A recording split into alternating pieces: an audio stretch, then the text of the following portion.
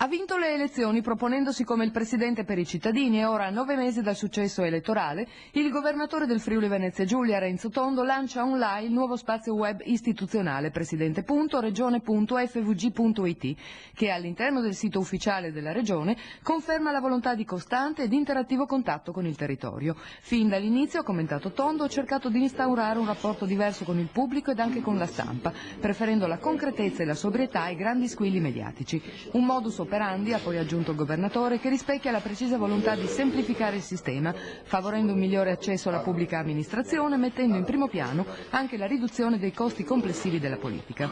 Nelle pagine web del Presidente, testata riservata al focus sull'argomento più attuale, corpo centrale con i comunicati stampa di Agenzia Regione Cronache, con immagini scaricabili gratuitamente, e file audio con le dichiarazioni di Tondo. In evidenza poi notizie ANSA, rassegna stampa quotidiana e la possibilità, con il corner Scrivi al Presidente, di comunicare via mail con Tondo.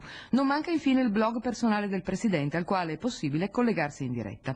Ascoltare e poi decidere consapevolmente è, dice Tondo, il sistema scelto, perché la Regione può crescere solo attraverso un costante interscambio tra la base ed il vertice, dove non a caso tutti sono coinvolti in un processo virtuoso che evita gli atteggiamenti autoreferenziali.